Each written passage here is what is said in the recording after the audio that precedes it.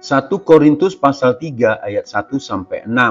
Dan aku, saudara-saudara, pada waktu itu tidak dapat berbicara dengan kamu seperti dengan manusia rohani, tetapi hanya dengan manusia duniawi, yang belum dewasa dalam Kristus. Susulah yang kuberikan kepadamu, bukanlah makanan keras, sebab kamu belum dapat menerimanya. Dan sekarang pun kamu belum dapat menerimanya, karena kamu masih manusia duniawi. Sebab jika di antara kamu ada iri hati dan perselisihan, bukankah hal itu menunjukkan bahwa kamu manusia duniawi dan bahwa kamu hidup secara manusiawi? Karena jika yang seorang berkata, aku dari golongan Paulus, dan yang lain berkata, aku dari golongan Apolos, bukankah hal itu menunjukkan bahwa kamu manusia duniawi yang bukan rohani? Jadi, apakah Apolos, apakah Paulus, pelayan-pelayan Tuhan yang olehnya kamu menjadi percaya, masing-masing menurut jalan yang diberikan Tuhan kepadanya. Aku menanam, Apolos menyiram, tetapi Allah yang memberi pertumbuhan. Baca juga Filipi pasal 4. Sehati bagian kedua. Saudara-saudara, ada banyak halangan untuk sehati.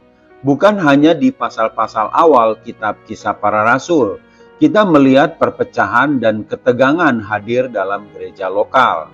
Kita melihat sikap iri hati pada tingkat yang sangat pribadi di gereja Filipi.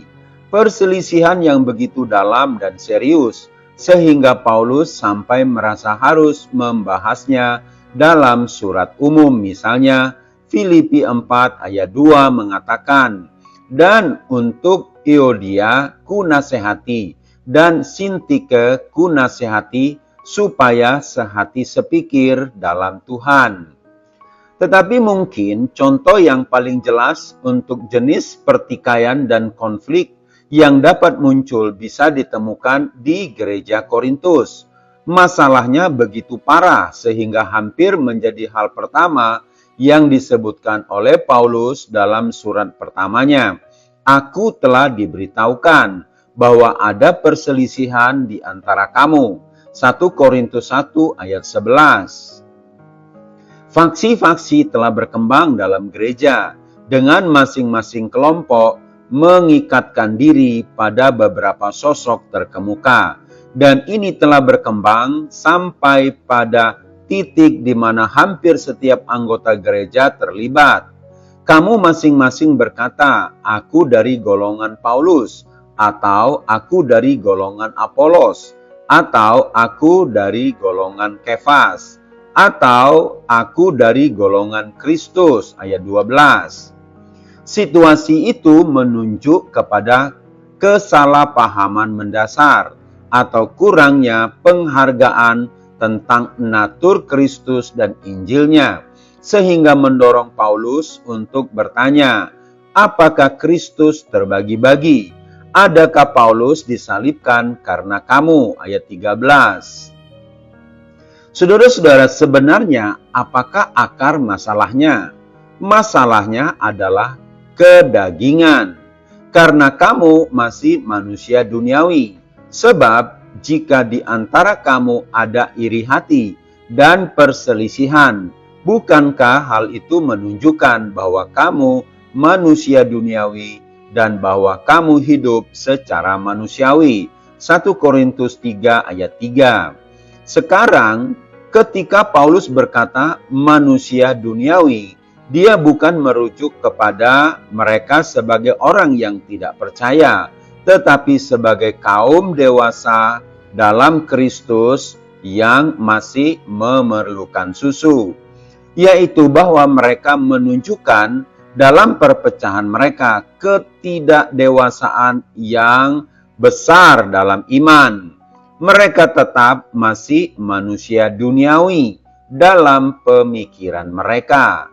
Saudara-saudara yang terkasih, perselisihan dan perpecahan seperti ini terjadi di mana-mana di dunia, dalam setiap bidang, mulai dari politik sampai kepada keluarga. Bagaimanapun, kita adalah makhluk yang sudah terjatuh dan roh yang berdiam dalam diri kita memiliki keinginan yang merasa iri. Yakobus 4 ayat 5. Namun pada saat yang sama, siapa yang ada di dalam Kristus, ia adalah ciptaan baru. Yang lama sudah berlalu, sesungguhnya yang baru sudah datang. 2 Korintus 5 ayat 17. Oleh karena itu, marilah kita menyingkirkan cara berpikir yang lama, yang duniawi. Satu tubuh dalam Kristus seharusnya memiliki satu hati, dan gereja adalah satu tubuh dalam Kristus. Potensi perpecahan selalu ada. Gereja antar gereja berselisih walau masih dalam satu sinode. Hamba Tuhan menjadi komoditas gosip karena berbeda merek gereja.